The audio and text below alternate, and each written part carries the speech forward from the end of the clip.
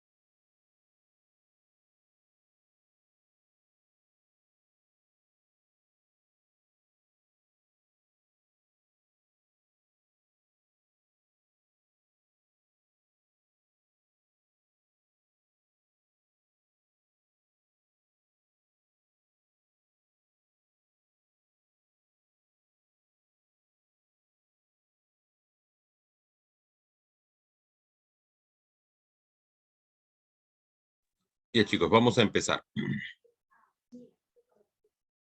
¿Dónde están?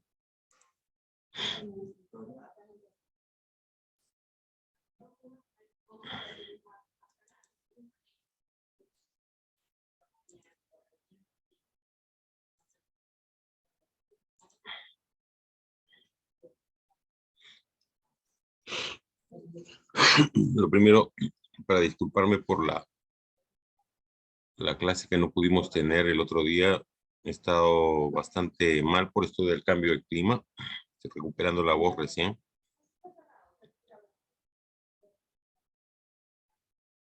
Así que ya estábamos avanzados felizmente.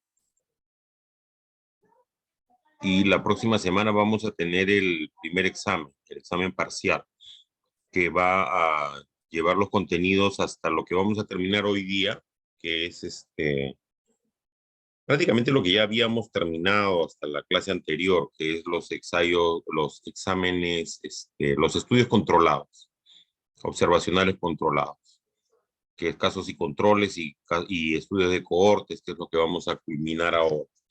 ¿Ya? Entonces, simplemente vamos a rematar con cohortes, que tiene mucho que ver con longitudinales. Vamos a repasar algunos conceptos precisamente ahora y posteriormente vamos a entrar a lo que son los estudios experimentales, las revisiones sistemáticas y el metaanálisis. Con eso vamos a terminar el día de hoy, pero eso ya, esos contenidos ya son avance, ya no entra a lo que es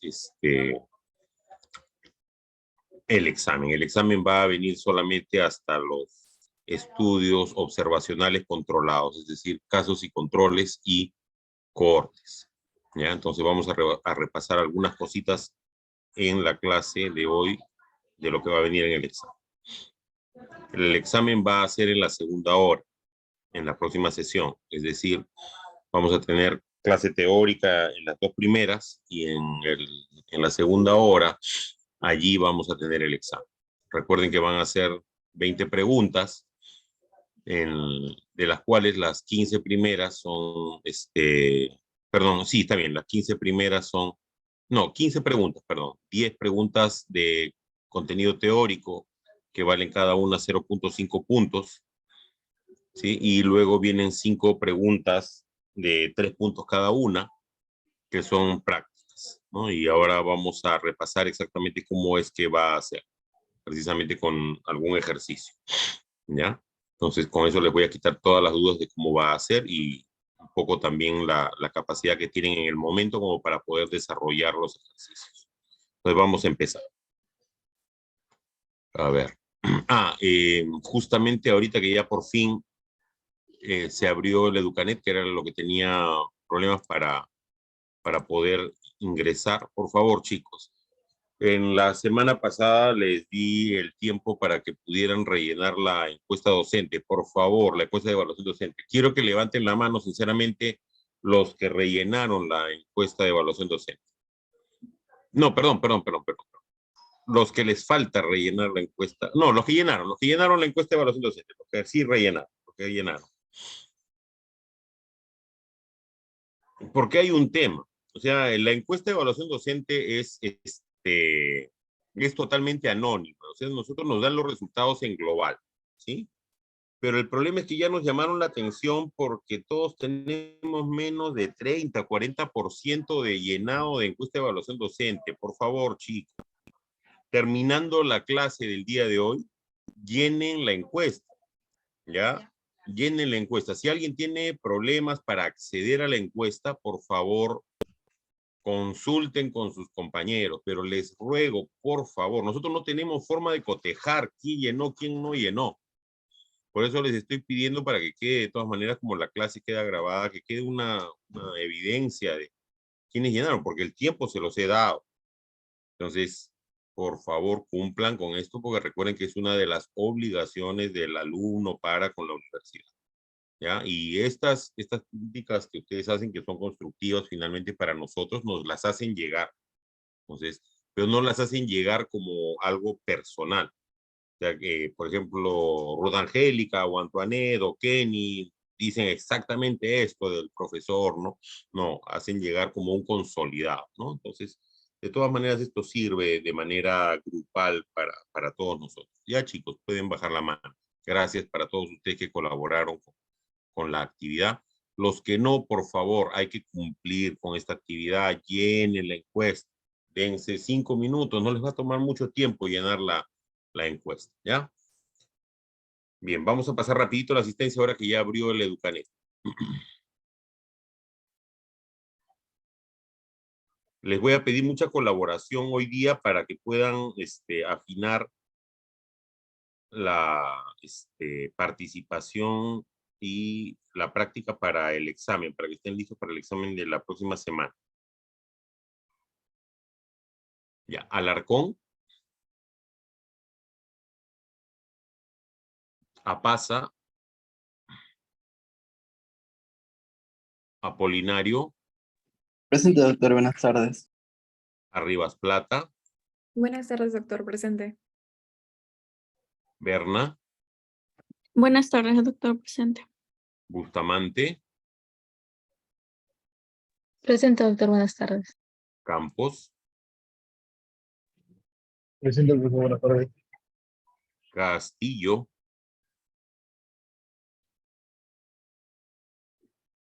Castillo, ¿está? Díaz, Presente, profesor. Eguiluz, Fajardo, García Quispe, Presente, doctor. Girón,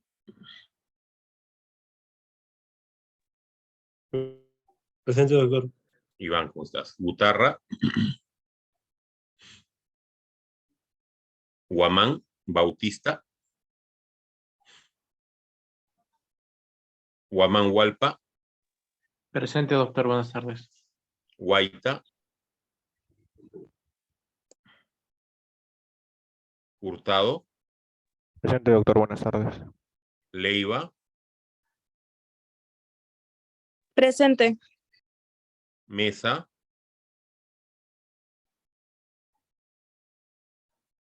Montesinos.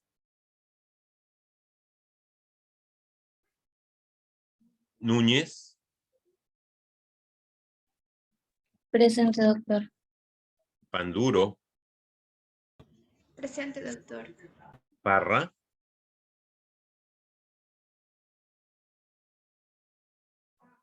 Pomazonco. Presente, doctor. Buenas tardes. Profesor Parra, presente. Mi audio no se puede activar. Ya, Pomazonco ya está. Ponce. Buenas tardes, profesor presente. Quispe.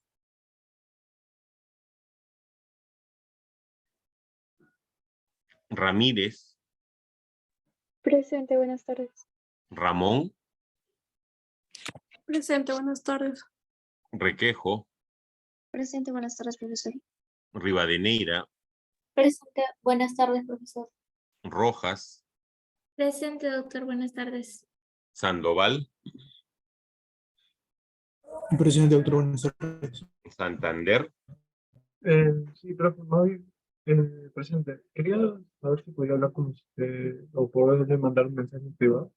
Sí, mándalo, no hay problema. Valdivieso.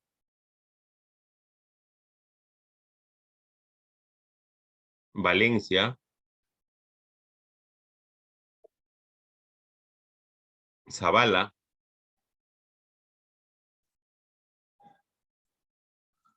Alarcón. Apaza.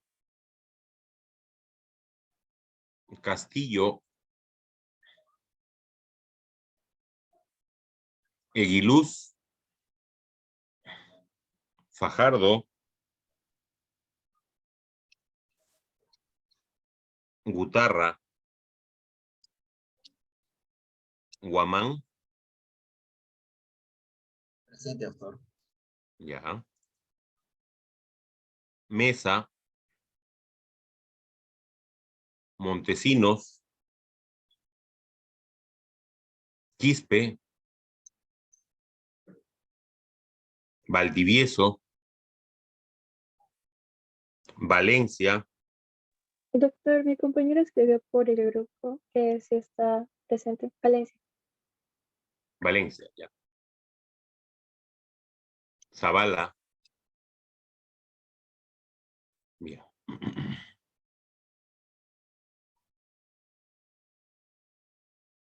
Ya, perfecto.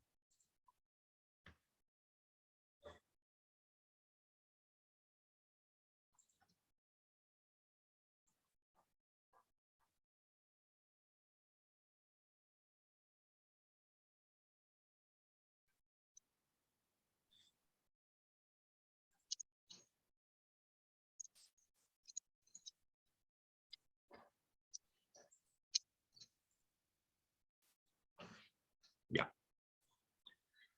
Se ve mi pantalla, ¿no? ¿Me confirman, por favor? Sí, señor doctor. Ya.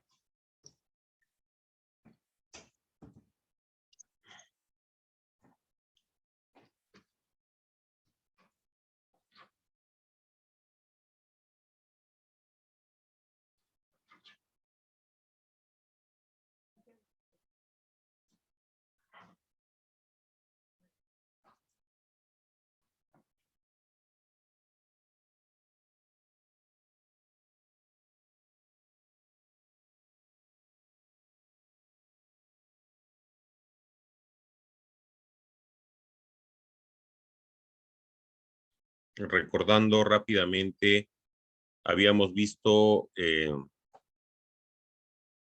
esto de aquí. Ya prácticamente habíamos terminado de ver los estudios observacionales. Hoy vamos a rematar nuevamente con los estudios De cohorte prácticamente con el detalle de los estudios de cohorte, nada más. A ver. Entonces, esta es nuestra hoja de ruta que hemos estado siguiendo para ver los tipos de estudio. Ya hemos visto los estudios de tipo descriptivo, los estudios de caso, la serie de casos y los estudios ecológicos, ¿no? Los estudios analíticos, observacionales, no controlados, controlados, transversales, longitudinales, los no controlados, y los controlados, casos y controles y cohortes. Y dentro de los analíticos también están los experimentales, no aleatorios y aleatorios, donde están los cuasi experimentales y experimentales. En la clase que sigue vamos a ver esta rama de aquí, los experimentales. ¿Sí? Y luego vamos a ver las revisiones sistemáticas y los metaanálisis. Entonces, pero los contenidos del examen van a venir hasta lo que terminamos hoy día, que es con estudios de cohorte. Entonces, para ponernos ya a punto para el examen, recordemos esto para practicar justamente nuestro árbol de decisiones. Entonces, aquí necesito su colaboración. Recuerden, el día de hoy los necesito muy colaboradores, ¿ya? Atentos y colaboradores. Esto lo hicimos la semana pasada. Se realizó un estudio para determinar la relación entre el asbesto y el cáncer de pulmón. Entonces se identificó un grupo de trabajadores expuestos al asbesto y otro grupo de trabajadores del área textil que no estuvieron expuestos al asbesto. Se realizó un seguimiento de ambos grupos determinándose la mortalidad por cáncer de pulmón en ambos grupos. La pregunta es, ¿qué tipo de estudio? Es la primera pregunta que va a venir en el examen. Entonces, cuando veamos, recuerden, en el examen les van a venir preguntas teóricas. Eso es lo primero, que son las que valen un poquito menos. Y luego van a venir las preguntas prácticas. Lo primero que van ustedes a encontrar en las preguntas prácticas es, 1, señale el tipo de estudio. Entonces, vamos primero a identificar el tipo de estudio, ¿sí? Entonces, ¿qué tipo de estudio será este? Primero les pregunto, ¿será un estudio de tipo descriptivo o será un estudio de tipo analítico?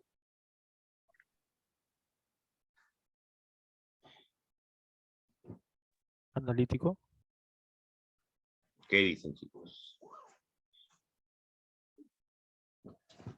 Analítico, doctor. Analítico, doctor. Analítico. Analítico. O sea, ¿nos estamos limitando a describir un fenómeno o estamos tratando de encontrar causa-efecto, una asociación?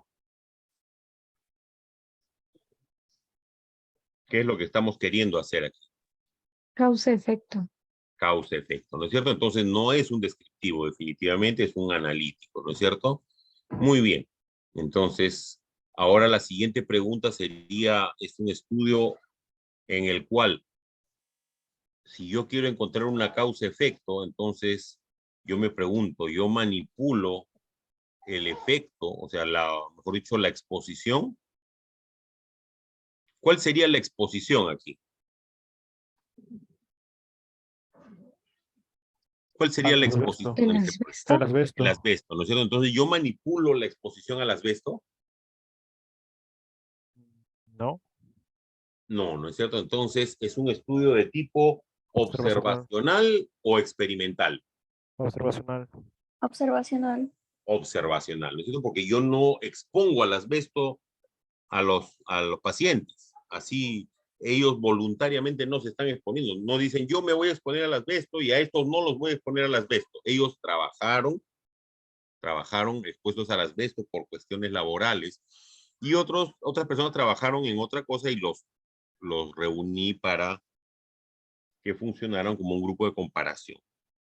Muy bien, entonces es un estudio observacional. Perfecto. Ya sé que es un estudio analítico y observacional. Lo siguiente, ¿es un estudio observacional controlado o no controlado? Es decir, ¿yo controlo la formación de los grupos de comparación? ¿Inicio con la formación de los grupos de comparación o yo reúno todos los datos y después, en base a después de tomar todos los datos, recién yo formo los grupos de comparación? ¿Cómo es? ¿Qué ven ustedes?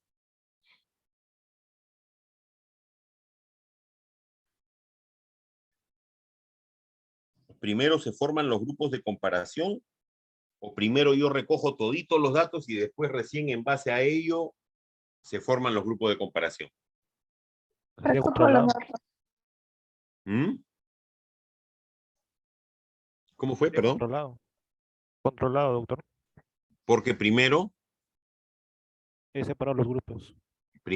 se formaron los grupos de comparación, ¿no? Dice, se identificó a un grupo de trabajadores expuestos al asbesto y otro grupo de trabajadores del área textil, ¿no es cierto? Entonces, primero se formaron los grupos de comparación. Entonces, hubo control de la formación de los grupos de comparación. Primero hubo eso. Después de eso ya se trabajó con esos grupos para comparar. Entonces, es un estudio analítico, observacional, controlado. Nos falta saber si es un estudio de casos y controles o es un estudio de cohortes, entonces. Entonces, la pregunta es, ¿estamos yendo de la exposición hacia el resultado o desenlace o estamos yendo del desenlace hacia la exposición? De la La exposición al exposición al desenlace. resultado. Muy bien. Y además hay otro dato más. ¿Cuál es?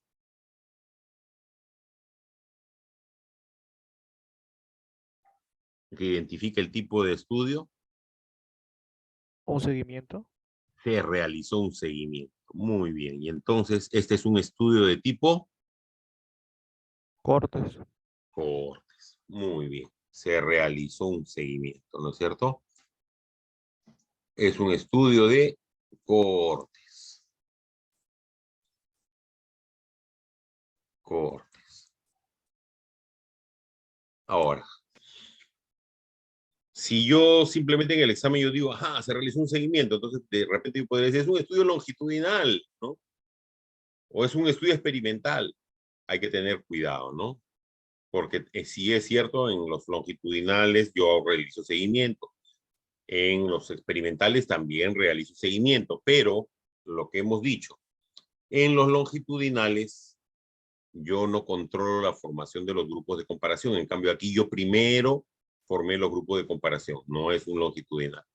Recuerden que en el longitudinal yo primero formo solamente una cohorte, tomo todos los datos y al final del seguimiento, recién con los datos, yo formo los grupos de comparación de acuerdo a cómo salieron los datos. En cambio, en el experimental, yo primero decido las exposiciones. Yo decido a quién expongo y a quién no. O sea, yo decido exponer a alguien al asbesto. Entonces tendría, ya ahí choco con lo ético, porque yo sé que esto le va a ocasionar, es tóxico. Entonces no puedo hacer un experimento exponiendo gente al asbesto, ¿no? Sabiendo que es tóxico. Entonces, ya por ahí nomás yo descarto esto como un estudio de cohortes. Bien, entonces ya identifiqué tipo, señale el tipo de estudio, va a decir la pregunta del examen. Cohortes. Segundo, señale la medida de frecuencia. ¿Cuál sería la medida de frecuencia que calcularíamos en este caso? Que no la vamos a calcular, solamente tenemos que señalarla. ¿Cuál sería la medida de frecuencia asociada a este estudio? Medida de frecuencia. Incidencia. Incidencia, muy bien. Incidencia. Tercero, ¿cuál sería la medida de asociación?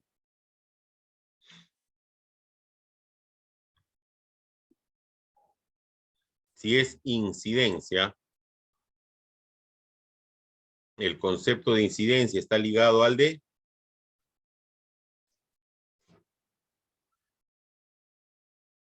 todos chicos Riesgo vamos. relativo. Riesgo relativo, excelente, al de riesgo. Entonces calculo riesgo relativo. Muy bien. Riesgo relativo. Entonces le van a decir así la pregunta. Identifica el tipo de estudio. Por segundo, la medida de frecuencia, incidencia. Tercero, la medida de asociación correspondiente sería riesgo relativo. Cuarto, Nosotros se construya muere, chaval. ¿Perdón? Sí, perdón, Pablo, dime. No, profesor. Ya. Cuarto, construya, se supone que aquí van a haber datos, ¿no? Algunos datos. Construya la tabla tetracórica correspondiente y calcule la medida de asociación correspondiente. e interpreta, ¿no? Entonces, ahora más tarde vamos a ver los datos de este estudio y vamos a calcular los datos correspondientes, ¿ya? Ahora, para el examen, y volvemos a nuestra hoja de ruta, que es esta de aquí, yo no necesito que me digan cuando les preguntamos, identifica el tipo de estudio, yo no necesito que me digan, es un estudio analítico, observacional, controlado de tipo cohorte. No, solamente necesito que me digan cohorte, nada más, ¿ya? Transversal, longitudinal, casos y controles, experimental, nada más eso. No necesito que, como les digo, que me digan así, analítico, observacional, controlado, casos y controles. No, toda esa ruta no. Esto es bueno que lo sepan. Les va a ayudar para identificar bien el tipo de estudio, pero no necesito que me pongan toda la ruta, simplemente el final. Es un casos y controles, es un cohorte, es un transversal, es un longitudinal, nada más, ¿ya? Entonces, para que no se les vaya el tiempo, por si acaso. Recordando rápidamente que casos y controles, empiezo yo en tomar la muestra de la población. Como es un estudio controlado, yo primero formo los grupos de comparación. ¿Dónde empiezo? En los casos, es decir, empiezo en el desenlace. Voy hacia atrás buscando la exposición, ¿sí? Expuestos con factor de riesgo y sin factor de riesgo no expuestos en ambos grupos, casos y controles. Bien. Lo que lo diferenciaba de los de cohortes, en los casos y controles, recuerden cómo ya tengo los casos diagnosticados, yo trabajo básicamente con prevalencias, ¿no? Y calculo el odds ratio. Una vez que tengo mi tabla tetracórica, recuerden, aquí están los enfermos, ¿no? Aquí los casos, perdón. En la tabla tetracórica los casos son los enfermos. Acá siempre va enfermedad, acá va la exposición, ¿no? Entonces van a tener, los casos son los enfermos, los controles vienen a ser los no enfermos, ¿no? Y la razón de productos cruzados es el odds ratio. En cohorte ya sabíamos que empiezo yo en la exposición y voy hacia el desenlace, ¿no? ¿Cuántos pacientes nuevos voy a diagnosticar en un periodo de seguimiento? Entonces, recuerden que una cohorte es un grupo de personas a las cuales yo le realizo un seguimiento. Todos empiezan sin la enfermedad. Entonces, en el seguimiento prospectivo, yo voy a determinar cuántos desarrollaron la enfermedad en el grupo de expuestos y cuántos en el grupo de no expuestos. Recordemos también que los de cohorte pueden ser retrospectivos. En ese caso, yo puedo formar, ¿no? Lo vimos con un ejemplo de una empresa en el cual yo puedo tomar los datos en el pasado, ¿no? Este es el tiempo presente, ¿no? Tomo los datos en el pasado y de repente veo sus placas de tórax todos los años, ¿no? Habiendo formado dos grupos, ¿no? De fumadores y no fumadores, y veo sus placas de tórax, sus chequeos anuales, y voy diagnosticando cuántas personas en la cohorte que formé en el pasado, de fumadores y no fumadores, que tenían sus chequeos con radiografía de tórax, hasta la fecha actual, cuántos hicieron cáncer de pulmón y cuántos no hicieron cáncer de pulmón entre los fumadores y los no fumadores, ¿no? Con un periodo de seguimiento. Entonces, esto me permite comparar ambos grupos expuestos y no expuestos, ¿no? Y con ello yo hago mi tabla tetracórica y determino mi riesgo relativo, ¿no? Las cohortes pueden ser fijas o cerradas. Fija, aquella en la cual yo tengo un periodo de reclutamiento y no van a haber ingresos en la cohorte nuevos, ¿no? Los únicos que salen de la cohorte son aquellos que ya terminan su seguimiento porque desarrollan la enfermedad o de repente porque mueren. Por ejemplo, si yo estoy haciendo un seguimiento para diagnosticar cáncer, el cáncer mata, ¿no? Entonces, salvo que el cáncer se cure, que es posible actualmente, ¿no? Y en la cohorte dinámica, sí, los pacientes entran y salen dentro de esta cohorte. Bien. Vamos ahora sí a los detalles de de los estudios de cohorte. ¿Cómo se conforma una cohorte? ¿No? Hay que seleccionar a los expuestos primero. Y luego seleccionamos el grupo de comparación. Ahí es donde viene el tema, ¿no? Como en el caso de casos y controles, nosotros primero seleccionamos a los casos y luego buscamos que formar un grupo de comparación que tenga las características de los casos a excepción de la enfermedad. En el caso de los estudios de cohorte, primero yo selecciono a los que están expuestos, que es el factor que me interesa estudiar. Y luego de ello formo un grupo de comparación que se le parezca mucho a los que yo trabajé primero, pero que se diferencian con que no tienen el factor de exposición, ¿no? Entonces voy a buscar fuentes de datos de la exposición, eso es importante. Por ejemplo, cuando hablábamos, si recuerdan ustedes, de un estudio en el que yo les decía, vamos a estudiar el efecto de la radiación en la producción de leucemia, ¿no? Entonces hablamos de la posibilidad de estudiar poblaciones en las cuales hubieran estado expuestas a radiación, ¿no? Hablábamos de Chernobyl, Hiroshima, Nagasaki, poblaciones que por accidentes nucleares o por ataques nucleares habían estado expuestas a grandes cantidades de radiación. Y lo comparábamos con pobladores de zonas vecinas, de repente zonas aledañas que no habían estado expuestos a radiación. Entonces, estas personas van a ser el grupo de comparación. No habían estado expuestos. Entonces, ¿cómo determino yo la exposición?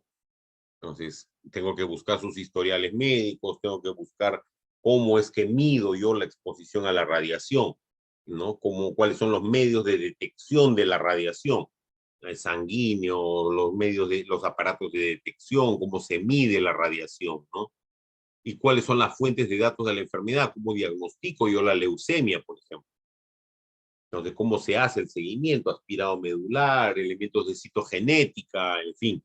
Entonces, todos esos datos forman parte del diseño de un estudio de cohorte, cómo son los criterios diagnósticos de la enfermedad, cuáles son los medios, entonces, diagnósticos que debo tener yo como mínimo para definir un caso de la enfermedad, para poder cumplir con un periodo de seguimiento, ¿no? Entonces, todos esos criterios yo debo tenerlos listos para que las personas que van a hacer el seguimiento busquen casos de la enfermedad.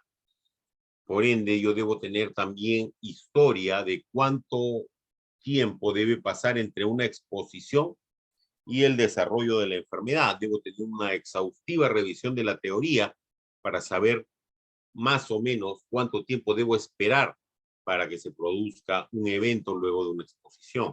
Entonces, cuánto tiempo después de la radiación, de la irradiación, los tejidos hematopoyéticos deberían estar produciendo clones malignos, ¿no? Entonces, esos datos yo debería más o menos suponerlos de una revisión bibliográfica intensiva, ¿no? Y luego de ello, ya con los datos obtenidos del periodo de seguimiento, tanto del grupo expuesto como no expuesto, nos abocaremos a hacer el análisis estadístico de los datos. Bien, entonces, ¿cuáles son las ventajas de los estudios de cohortes? Perdón, un instante.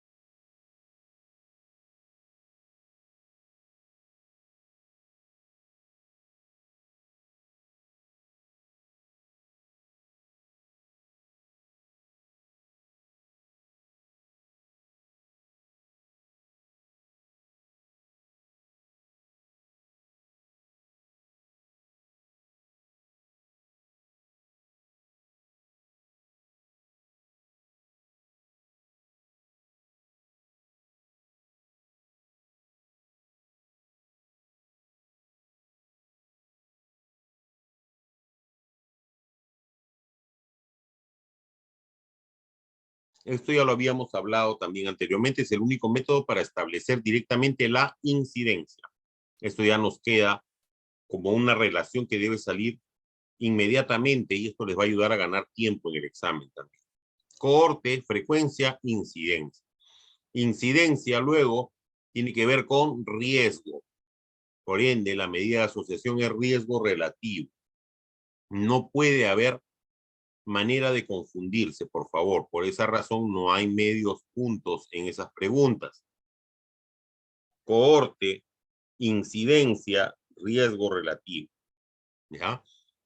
Entonces, esta incidencia se determina tanto para los grupos de expuestos como los de no expuestos. ¿Y por qué para ambos grupos? Porque el riesgo relativo se calcula de la incidencia entre los expuestos dividida entre la incidencia en los no expuestos. Entonces, la exposición puede determinarse sin el sesgo que se produciría si ya se conocía el resultado, como ocurre en el caso de casos y controles. Hay una clara secuencia temporal de exposición y enfermedad, ¿no? Por eso se establece una relación temporal. Estos estudios además tienen la ventaja de que brindan la oportunidad de estudiar exposiciones poco frecuentes, ¿sí? Entonces, porque yo ya tengo a los que están expuestos, ya los ubiqué. Entonces, ¿cómo yo busco, por ejemplo, si tuviera que éticamente, como habíamos hablado, ¿no? ¿Cómo quiero saber si la exposición a la radiación produce o no produce leucemia, ¿no? No sería ético exponer, como ya habíamos discutido, a un poblador, a una persona, a la radiación para resolver esta pregunta. Entonces, los accidentes ya nos libran de ese problema, ¿no? Simplemente busco a los pobladores que ya estuvieron expuestos. Entonces, es útil si el factor de exposición es raro. Y a su vez, ¿ustedes qué dirían si tuviéramos la oportunidad de conversar con todos los pobladores de Chernobyl? ¿Creen que podríamos estudiar algo más?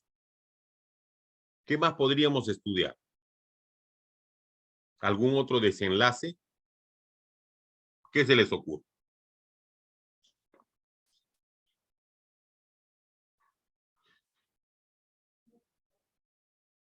Yo les he dado un ejemplo, leucemia, por ejemplo. ¿Qué más?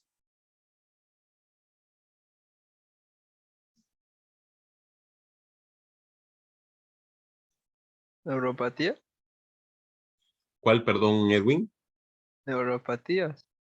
Neuropatías. Ya, podría ser. Aunque no hay tanta relación con la radiación. ¿Qué más? Cáncer, ¿Perdón? podría ser cáncer. Ya, otros cánceres podría ser. ¿Qué más? A ver, alguien si se le ocurre. Es algo un poquito más común. Malformaciones congénitas. Exacto, Edwin, exacto. Eso a cada rato se ve, ¿no es cierto? Avise al médico o al tecnólogo si está embarazada, ¿no es cierto? Y en Chernobyl no solamente había hombres, hay mujeres, ¿no es cierto? Avise si está embarazada antes de la radiografía, ¿no es cierto? Entonces, en el momento del accidente, probablemente muchas mujeres embarazadas hayan estado expuestas y da exacto teratogénesis. Entonces, todavía la oportunidad de ver exposición de gestantes a la radiación y malformaciones congénitas. Entonces, con una sola exposición, estamos ya estudiando dos desenlaces. Un solo factor de riesgo, dos desenlaces hasta el momento, ¿no?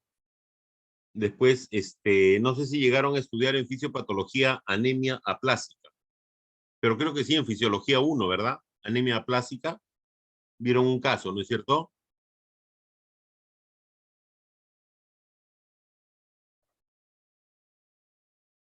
Sí, chicos, vieron un caso de anemia aplásica, ¿no es cierto? Pero creo que era era una anemia aplásica, pero inmune, creo que era, ¿no?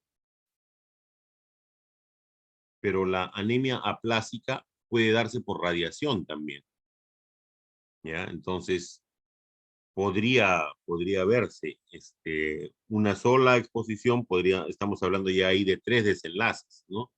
quemaduras por radiación, de repente las personas que estuvieron más cerca del evento. Entonces, allí estamos hablando ya de varios múltiples desenlaces, entonces múltiples efectos de un solo factor de riesgo. Entonces, ya se dan cuenta que es al revés de casos y controles en el cual podríamos hablar de un solo desenlace y buscamos múltiples factores de riesgo, ¿no? Es al revés. No es necesario dejar de tratar a un grupo como sucede con el ensayo clínico aleatorizado, ¿no? Porque aquí no evaluamos efectividad de un tratamiento. Y si es prospectivo, minimiza los sesgos debido a que estamos haciendo el diagnóstico de nuevos casos. Permite evaluar hipótesis, sobre todo las que se producen en estudios de tipo caso-control. ¿Cuáles son las desventajas? No todo es color de rosa, ¿no? Costosos, definitivamente. El seguimiento siempre implica un costo. Y casi siempre exigen largos periodos de seguimiento y eso incrementa todavía más los costos, ¿no? Los cambios de la exposición y los criterios diagnósticos pueden afectar a la clasificación de los individuos, ¿no? Si es que surgen nuevos criterios diagnósticos, sobre todo si es que los periodos de seguimiento son largos, los criterios diagnósticos pueden cambiar. Son susceptibles a sesgos por las pérdidas en el seguimiento. Este es lo principal, el principal sesgo, ¿no? ¿Por qué? Porque las pérdidas en el seguimiento pueden hacer que en el camino se hubieran perdido, al perder susceptibles, se pueden haber perdido personas que hubieran enfermado en cualquiera de los dos grupos. Entonces, eso no se puede saber al final. Se puede introducir sesgos de información si se conoce del estado de exposición del sujeto. No son útiles para enfermedades raras. Eso, para enfermedades raras, ¿cuál es el diseño?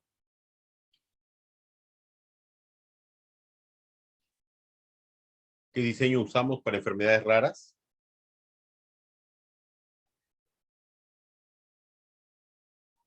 Chicos.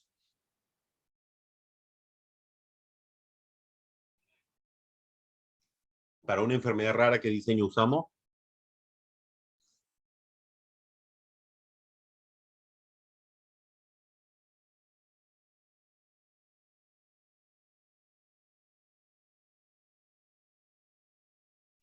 Para el estudio de una enfermedad rara o de latencia prolongada, ¿qué tipo de estudio utilizamos?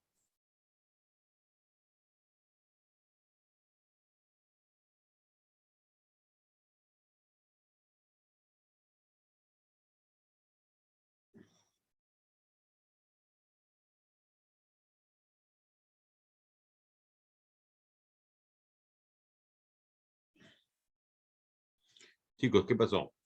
Se me apagaron.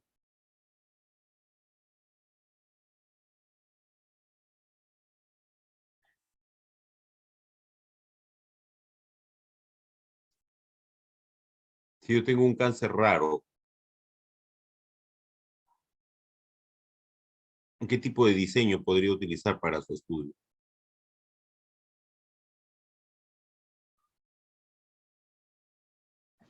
¿Se me escucha?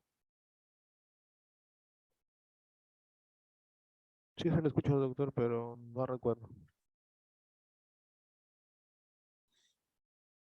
¿Nadie se le ocurre? Uy, es pregunta de examen, ¿eh? Facilita. Y lo hemos hecho. Para enfermedades raras, ¿qué diseño nos sirve?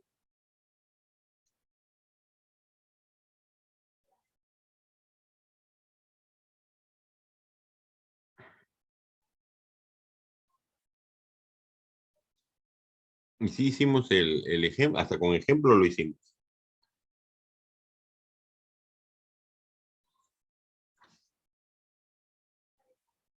Si yo quisiera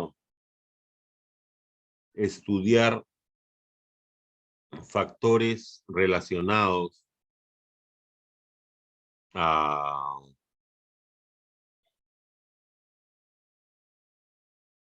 ver,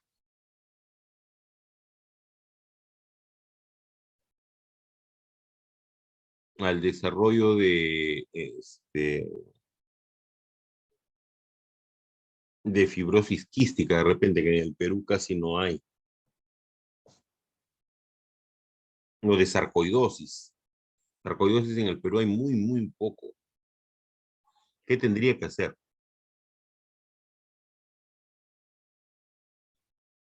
Supongamos que yo quisiera estudiar sarcoidosis y factores relacionados a su desarrollo. ¿Qué tendría que hacer primero?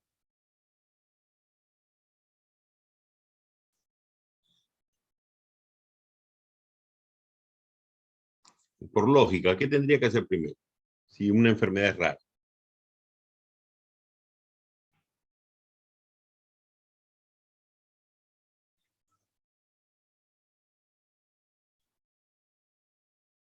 A ver, supongamos que quisiera ya un poquito más fácil, buscar factores de riesgo para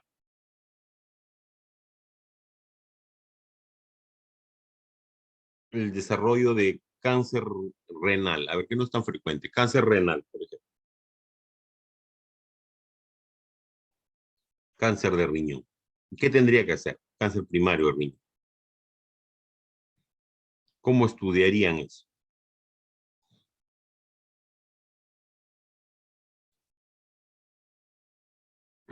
Prendan todas sus cámaras, chicos. Préndanme sus cámaras. Todos. Cámaras prendidas. Uy, 8%. Todos préndanme sus cámaras ahorita.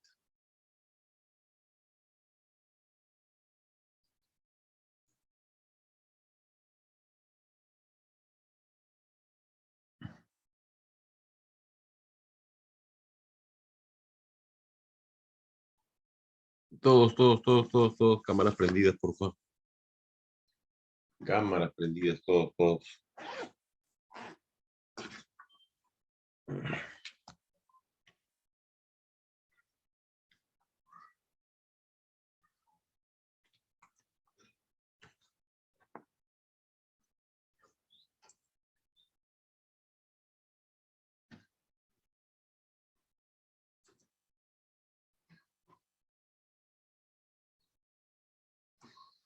¿Pero por dónde estás, Campo?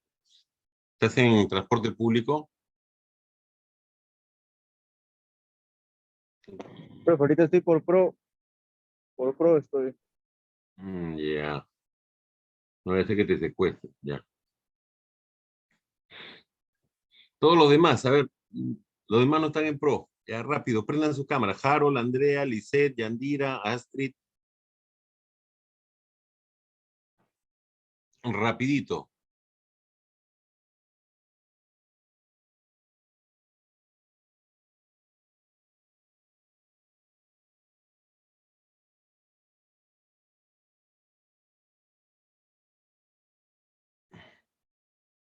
Ya.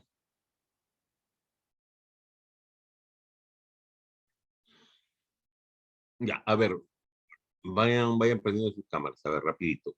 Ya, ¿qué se les ocurre? A ver, queremos estudiar factores asociados al desarrollo de cáncer de riñón. ¿Cómo desarrollaríamos el estudio? Y suponiendo que el cáncer de riñón fuera raro, ¿qué tendríamos que hacer?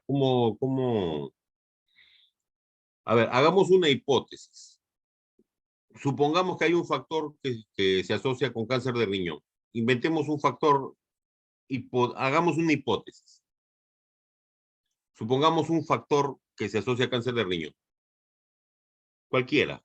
Díganme cualquier factor. Una hipótesis hagamos.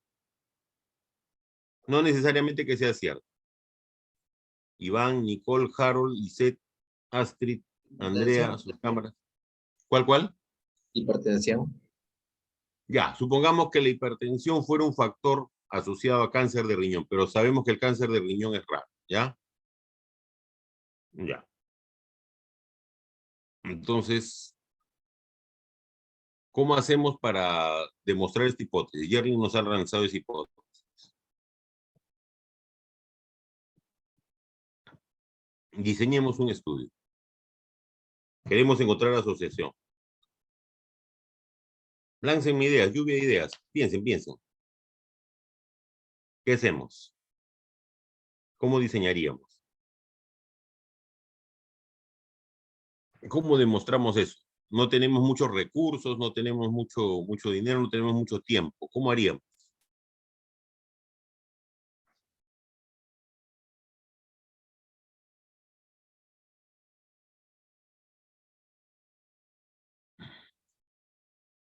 Apúrense que tenemos que hacer una actividad porque para pagar el rescate de Carlos Campos, que lo han secuestrado en PRO.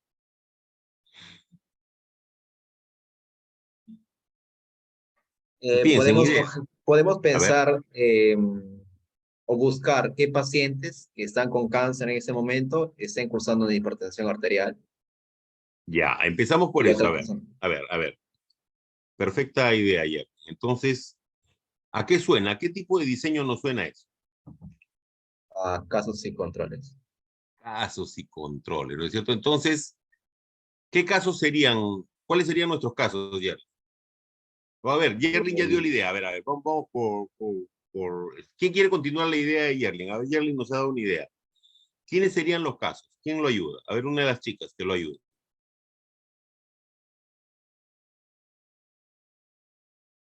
Y mire cómo apagan las cámaras las chicas, Dios mío. ¿Qué pasó? Los casos serían la enfermedad, el cáncer renal. Cáncer, pacientes con cáncer renal serían, y eso que estamos diciendo que son raros. Entonces, ¿dónde buscaríamos esos casos?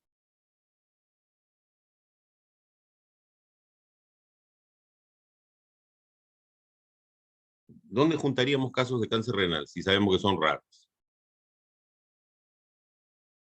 Nos sale una muestra, nos hacemos nuestras fórmulas en nuestras páginas, ¿sí? OpenEpi, hay una que se llama OpenEpi, por si acaso les voy pasando el dato, ¿ya? OpenEpi, que es libre, y ahí les sale para calcular los tamaños de muestra. Entonces, les sale, por ejemplo, que tienen que reunir 50 casos de cáncer renal. Pucha, dicen ustedes, pero es raro. ¿A dónde nos vamos para conseguir 50 casos de cáncer de riñón?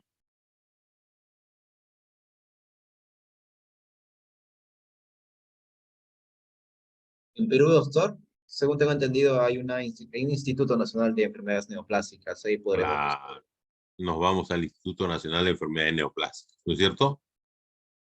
Entonces, allí nos estamos yendo a buscar casos raros. Entonces, eso les demuestra que tenemos una institución que reúne casos raros, ¿no es cierto?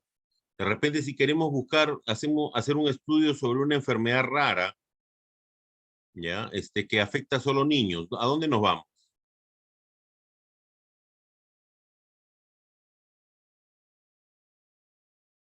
Jocelyn, Militza, Pandura, ¿a dónde nos iríamos a buscar los casos?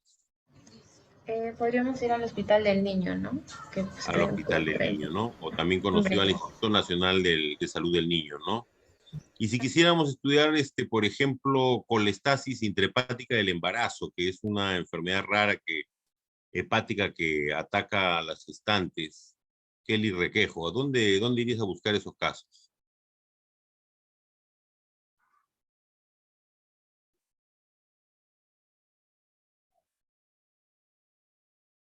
Kelly, ¿me escuchas? Sí, profesor. ¿Podría repetir la pregunta, por favor? Si tuvieras casos de colestasis intrahepática del embarazo, que es una enfermedad rara Bueno, que... bueno, buscaría en centros que se encarguen de la maternidad, o sea, en la que vayan a... Ujú. El Instituto Materno Perinatal, como te están escribiendo ahí, ¿no? Entonces, para enfermedades raras, ¿qué tipo de diseño utilizamos? Casos y controles. Controles. Casos y controles. Casos y controles es para enfermedades raras. Si yo quiero estudiar después de una exposición, por ejemplo, de una transfusión sanguínea, ¿en cuánto tiempo se desarrolla HIV, por ejemplo?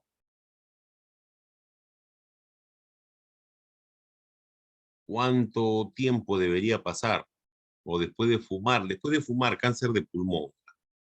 ¿Cuántos años tengo que esperar? ¿Cuántos años de seguimiento?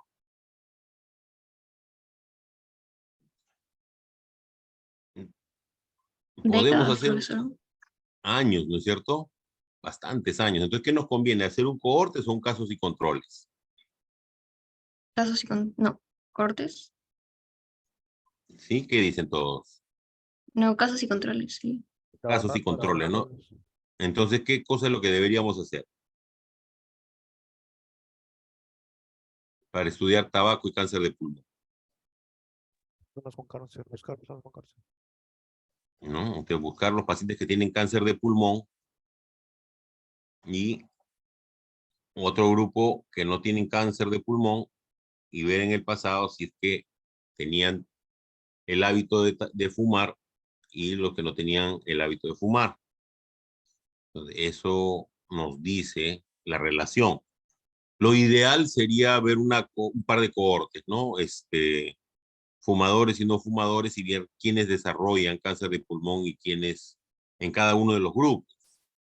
Pero, ¿cuánto tiempo tendríamos que seguirlo? Entonces, en las enfermedades que tienen un periodo de latencia muy prolongado, también existe un problema, ¿no? Sobre todo económico y de tiempo, ¿no? De los recursos. Entonces, ahí también nos conviene usar un casos y controles. Pero si nosotros tenemos el tiempo y los recursos, entonces también lo ideal es hacer un estudio de cohortes, ¿no? Y si éticamente fuera posible, entonces podemos hacer un estudio de un estudio experimental, ¿no? Si es que fuera la exposición al tabaco, obviamente para buscar un cáncer, si fuera éticamente responsable, que no lo es, entonces podríamos haber hecho un estudio experimental, ¿ya? Entonces también va a depender obviamente de las consideraciones éticas. Entonces no se olviden eso, para enfermedades raras es un casos y controles. Para exposiciones raras es un cohortes, ¿ya? Para desenlaces raros es casos y controles. Ya, volvemos a la clase rápido.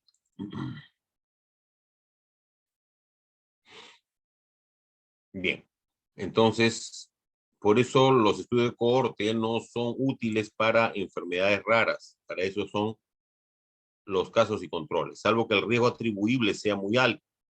Evalúan la relación entre el evento del estudio y la exposición a solo un número relativamente pequeño de factores, ¿no?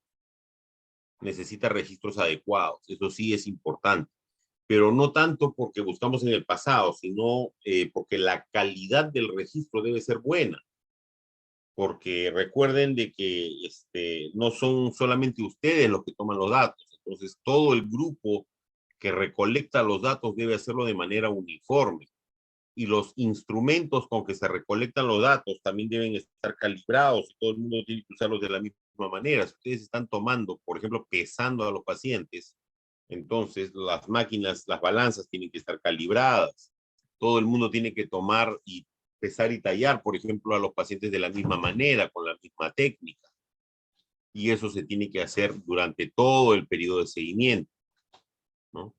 Los no concurrentes solo se efectúan en grupos especiales y si son retrospectivos, recuerden la cohorte que se forma en el pasado, la información suele ser deficiente muchas veces. Entonces, recuerden que en los retrospectivos ustedes se basan en datos que fueron tomados previamente, ¿sí? Historias clínicas, chequeos médicos, ¿no?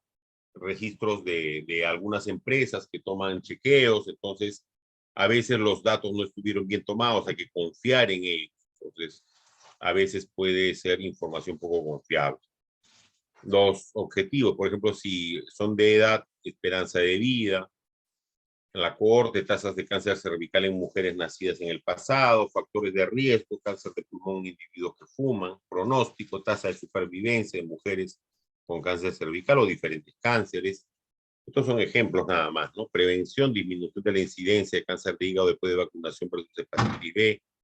Tratamiento, supervivencia similar para mujeres con cáncer de ovario epitelial unilateral a los que se les practicó cirugía conservadora para mantener su fertilidad.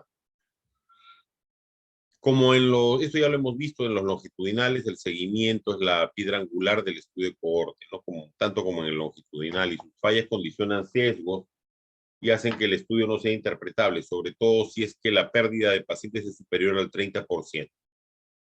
Ya hemos dicho que consumen tiempo y dinero y la longitud del seguimiento depende del periodo de latencia del evento de interés. Si es muy largo el periodo de latencia de la enfermedad, entonces no conviene hacer un estudio de cohorte, salvo que contemos con todos los medios disponibles para realizar dicho seguimiento, ¿no? El tipo de seguimiento que hacemos de un evento simple, muerte, o incidencia de enfermedad, ¿no? Eventos múltiples, enfermedades recurrentes, ¿no? Es decir, cuántos episodios de la enfermedad se producen, síntomas, eventos fisiológicos, modificación de la medida eje, función broncopulmonar en el tiempo, marcadores intermedios del evento, por ejemplo, recuento de apolipoproteínas como predisposición de enfermedad cardiovascular, ¿no? Son ejemplos nada más. El análisis estadístico ya lo hemos visto también, ya lo sabemos. Tabla tetracórica, la parte central, enfermedad o evento arriba, exposición, ya lo conocen muy bien ustedes esto. Y nuestro análisis aquí va A más B, C más D, el total de expuestos, el total de no expuestos, ¿no? Acá va el número de casos en los expuestos, el número de casos en los no expuestos. La incidencia en los expuestos es el número de casos entre el total de casos en los expuestos. A sobre A más B.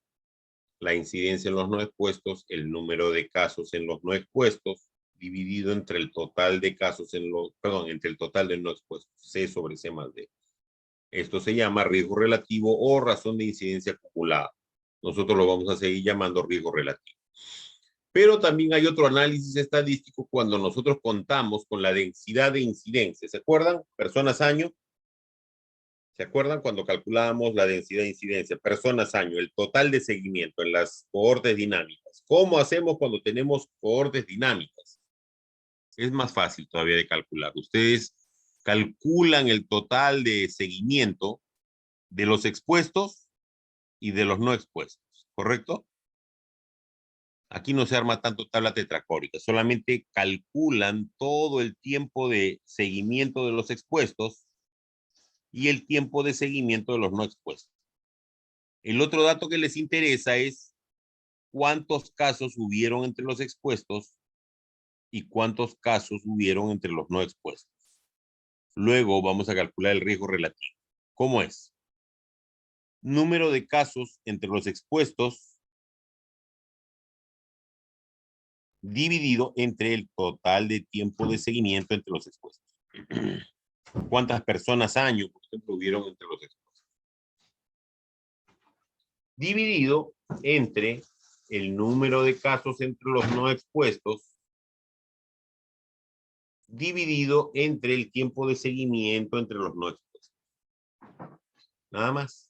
Esa es la razón de riesgos o riesgo relativo cuando yo tengo densidad de incidencia. Nada más. ¿Ya? Es el único cambio que hay.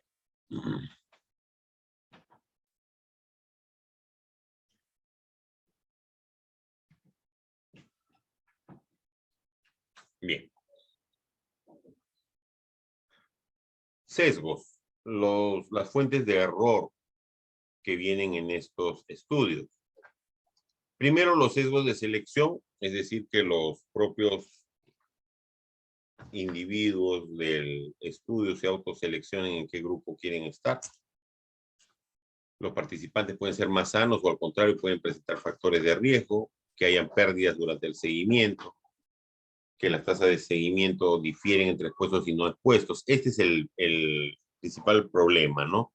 Que al momento de perderse un individuo en cada grupo, que podrían haber enfermado, recuerden que todos son susceptibles, ¿no? Entonces no se puede saber eso al final, si iban a enfermar o no.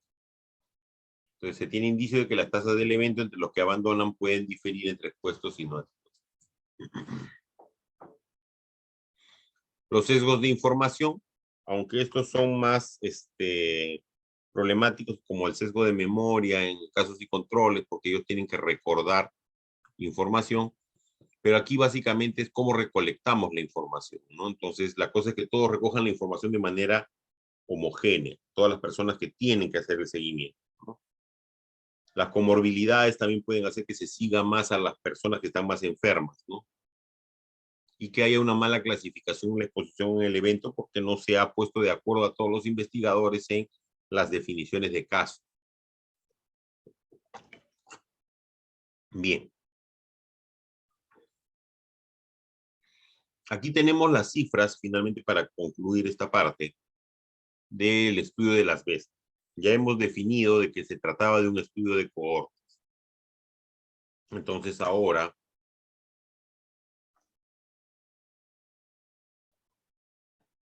Veamos el análisis.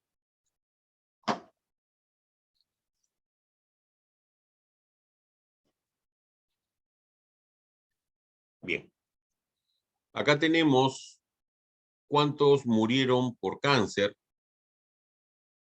que era lo que nos preguntaban, y cuántos estuvieron expuestos al asbesto. Los no expuestos son aquellos trabajadores que pertenecían al área textil. Entonces, estas son las cifras distribuidas ya. Tenemos 76 defunciones por cáncer entre los trabajadores de asbesto, 28 fallecidos por cáncer de pulmón entre los trabajadores del área textil que no estuvieron expuestos al asbesto. El resto de cifras ya lo tenemos acá. El total de funciones por cáncer de pulmón fue 104, de una población de estudio total de 14.140 sujetos. Bien. Ahora sí, entonces tenemos que calcular nuestro riesgo relativo. Primero, entonces si esta fuera la pregunta del examen, ya les hubieran dado los datos. Primero nos preguntan, tipo de estudio, ya ustedes respondieron, es un estudio de cohorte. Segundo, medida de frecuencia, incidencia. Tercero, medida de asociación, riesgo relativo. Cuarto, dibuje usted la tabla tetracórica correspondiente y calcule la medida de asociación e interprete. Entonces vamos a calcular el riesgo relativo que ustedes han señalado que sería la medida de asociación. Entonces arriba va la incidencia en expuestos, ¿no es cierto? Díctenme los números, por favor. 76. 76 dividido entre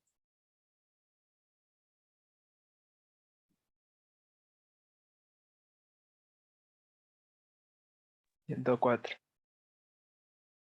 ¿seguro?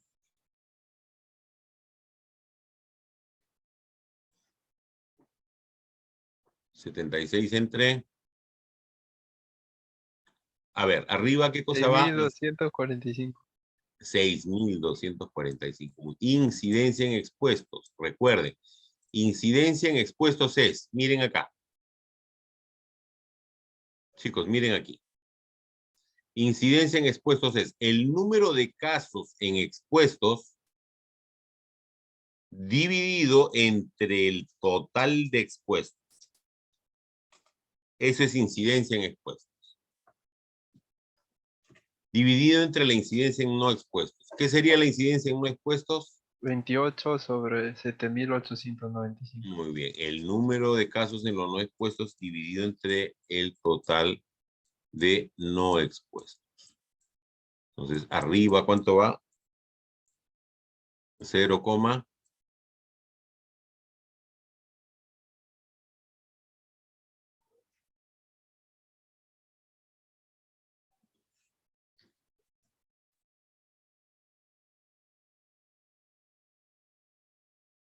0,0. 12. Muy bien. Y abajo.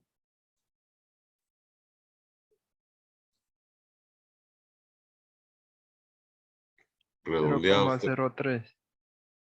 Redondeado sale 0,04, ¿no es cierto? Muy bien. Riesgo relativo, ¿cuánto sale? ¿Esto entre esto? 3. 3, ¿no es cierto? Ya, si lo dividimos. A ver, perdón un ratito.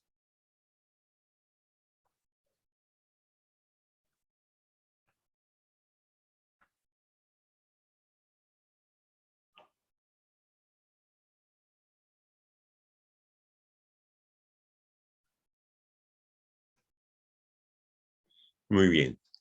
Ya, a algunos les sale 3,43, ¿verdad?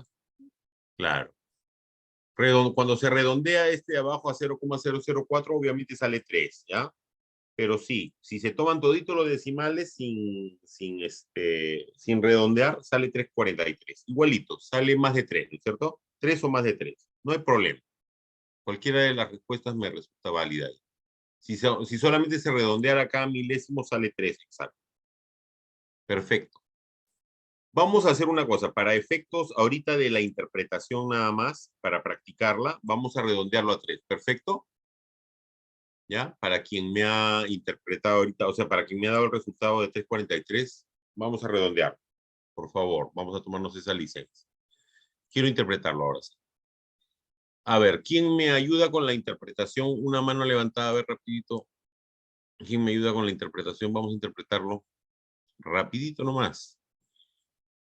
Es cohortes. ¿De dónde a dónde vamos? Rapidito todo. ¿De dónde a dónde vamos en cohortes?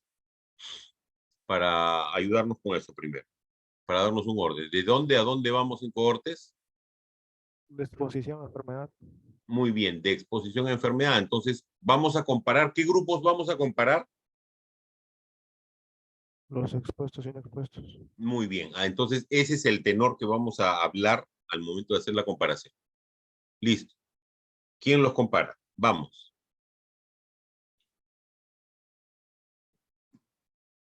Cualquiera de ustedes, chicos.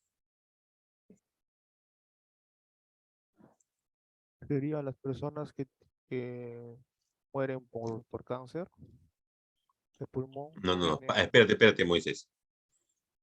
Los expuestos. Claro, como vamos a comparar a los que están expuestos, tienes que hablar a partir de ahí.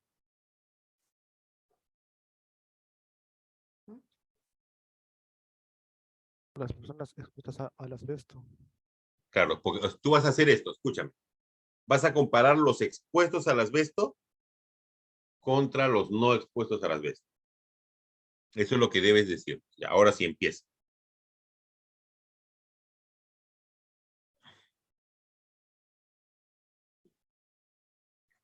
Sigue, tú mismo. Las personas expuestas al asbesto tienen 3% más riesgo No, de 3 veces el riesgo 3 veces el riesgo, más de, riesgo de tener ujú, cáncer, morir por mira lo que cáncer, dice arriba, morir por cáncer de pulmón muy bien, en comparación, en comparación de los no expuestos al asbesto. exacto. Ahora sí, por eso tienen que preguntarse de dónde a dónde va la comparación primero, ¿ya? Segundo, ¿cuáles son los grupos que van a comparar? Y tercero, ¿qué cosa es lo que van a comparar? ¿Y cuánto vale esa comparación? ¿Sí? Como era cohortes, va de aquí para acá, ¿no es cierto? Entonces, miren otra vez. Las personas expuestas al asbesto tienen un riesgo 3 veces mayor. ¿De qué? De morir por cáncer de pulmón. ¿En comparación con quién? ¿Con quién lo estábamos comparando? Con las personas no expuestas al asbesto. ¿Sí? ¿Estamos? Sí, profesor. ¿Todos estamos aquí?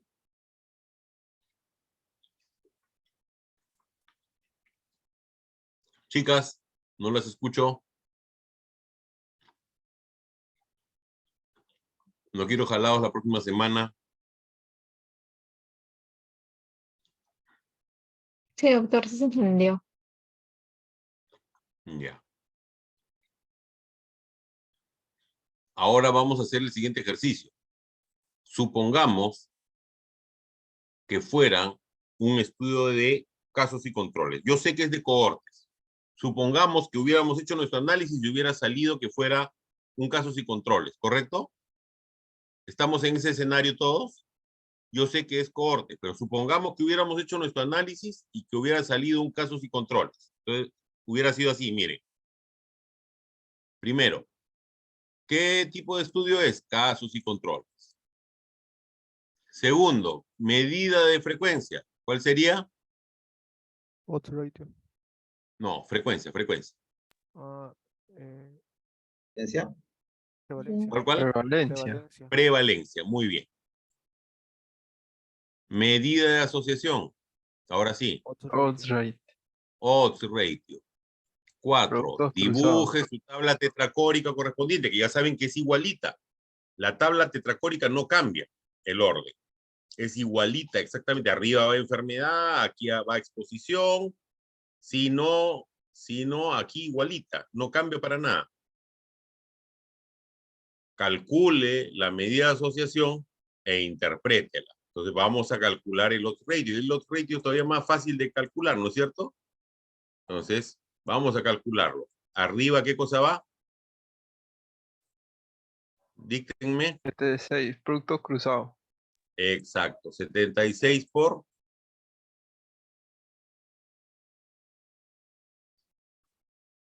7, 8, 6, 7. muy bien, por 7.867 dividido entre 28, 28 por 6.169. muy bien. Excelente. ¿Cuánto sale esto?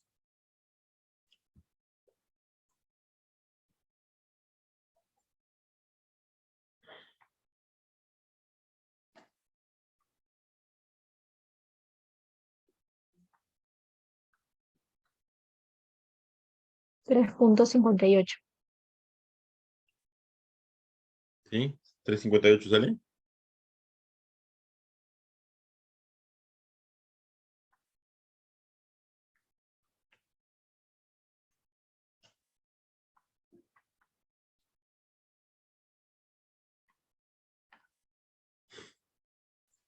Ya. 3.46. Sí, 3.46 me sale. Ya, por ahí va. 3,5 ya para no pelearnos con nadie. 3.58 salió por allá. 3,5. Vamos a interpretarlo. Odds ratio 3,5. Pregunta para que interpretemos. Ahora quiero escuchar a las chicas. A ver, ya los varones pisaron fuerte. Vamos con las chicas. A ver, chicas, prendan sus cámaras porque a los chicos los estuve viendo porque están con las cámaras prendidas. Así las tengo a ustedes arriba. A ver. Todas las chicas, prendan sus cámaras. Prendan sus cámaras. Prendan, chicas, ¿qué pasa? Rápido, rápido, que ya vamos a terminar esta parte.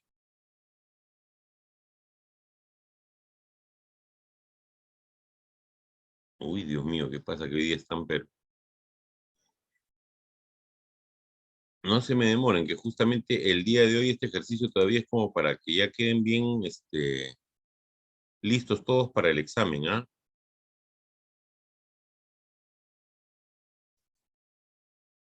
Ahí están, a ver. Ya, chicos, a ver, miren. ¿De dónde a dónde vamos en la interpretación de casos y controles? De la enfermedad a la exposición. Muy bien, entonces vamos en esta dirección, ¿sí? Miren acá. Miren todas, chicas, vamos en esta dirección, ¿ya? Muy bien. ¿Cuáles son los grupos que vamos a comparar? Al momento de hablar, ¿cuáles son los grupos que vamos a comparar, chicos? Los que tienen cáncer y los que no tienen cáncer.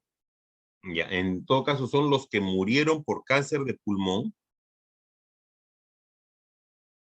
versus los que no murieron por cáncer de pulmón. O sea, murieron por otra causa, ¿sí? Por otro cáncer, ¿ya? Los que murieron por cáncer de pulmón versus los que no murieron por cáncer de pulmón. ¿Estamos? Esos son los grupos que vamos a comparar. Los que murieron por cáncer de pulmón versus los que no murieron por cáncer de pulmón. Estos son los que vamos a comparar. Y recuerden que con el odds ratio hablamos de riesgo. ¿De qué hablábamos con odds ratio? ¿Era de qué? No era de riesgo. ¿De qué hablábamos? ¿De cuál? ¿De cuál? ¿Prevalencia? No, de Probabilidad. probabilidad, ¿no es cierto? ¿Probabilidad de qué?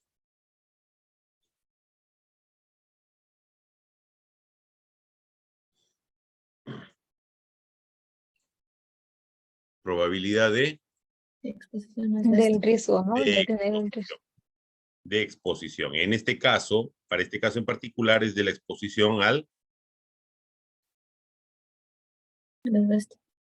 asbesto. Muy bien. ¿No? Entonces, esta es la comparación y es la exposición al asbesto. Muy bien, chicas, empezamos. Ya, todas juntas para que no se arrochen. Todas juntas, entonces empezamos.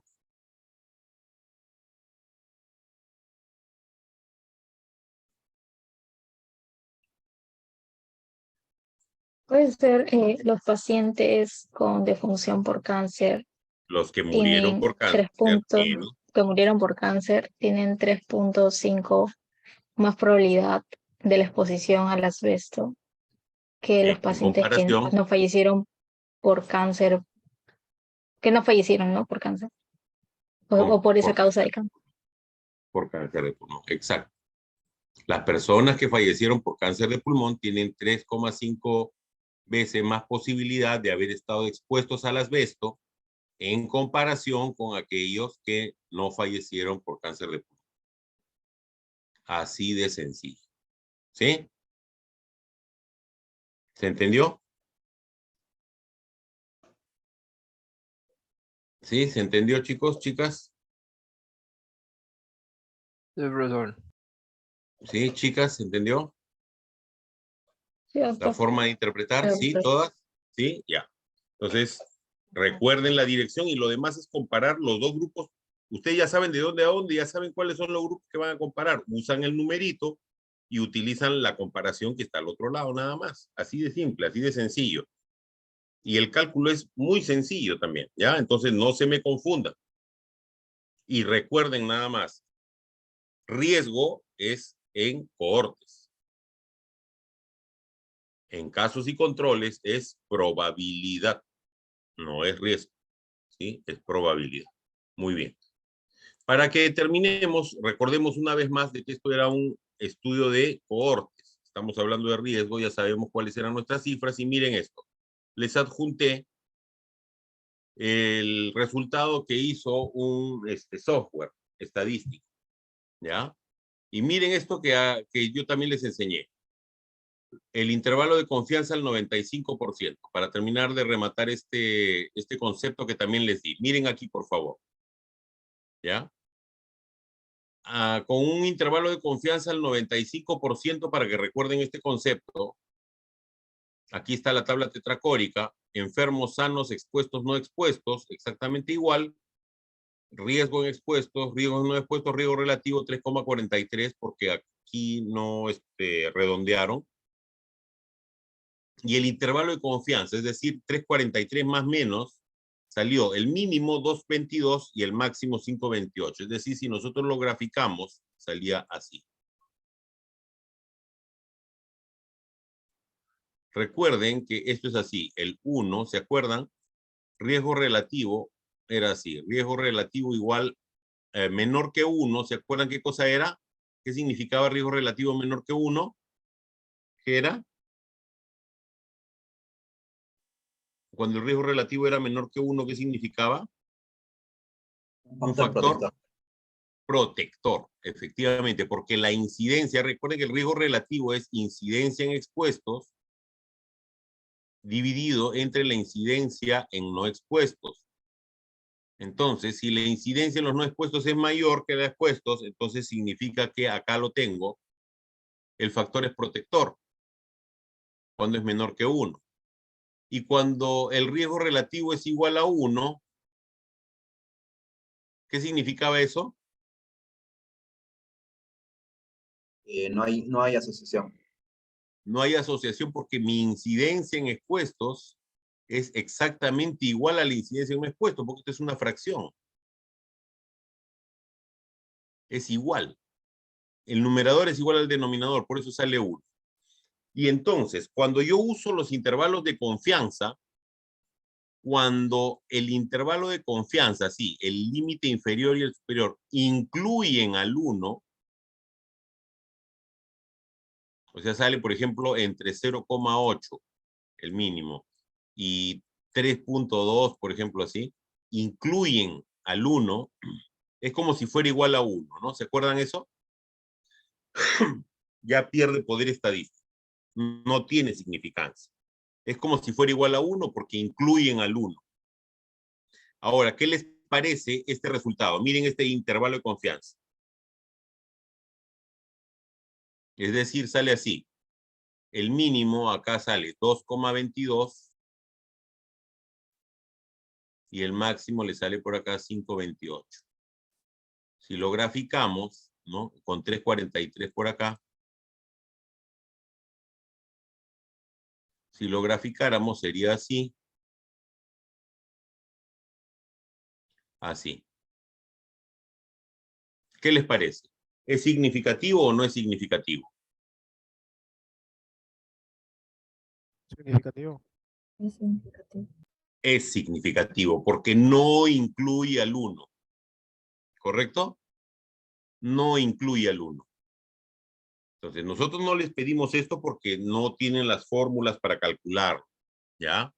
Pero yo quiero que sí lo sepan porque la literatura científica y sobre todo cuando revisen sus artículos para sus presentaciones, les repito, van a ver estos intervalos de confianza y tienen que saber interpretarlos, ¿ya? Esto les va a servir cuando hagan lectura crítica de la literatura científica. Y miren lo que salió. Salió significativo esto que ustedes calcularon, ¿ya? Con sus intervalos de confianza. El error que se permitieron en este estudio salió significativo. Eso significa que el asbesto, la exposición al asbesto, está relacionada con mortalidad por cáncer de pulmón. Para eso nos sirven los estudios de cohortes, ¿ya? Muy bien. Entonces, como siempre, por favor, hay un par de videos de YouTube muy breves que les van a ayudar a comprender mejor estos temas. Bien, chicos, vamos a parar ahorita la sesión ahí. En unos minutos más nos volvemos a reunir para la siguiente parte de la sesión, ¿ya? Hasta luego, chicos.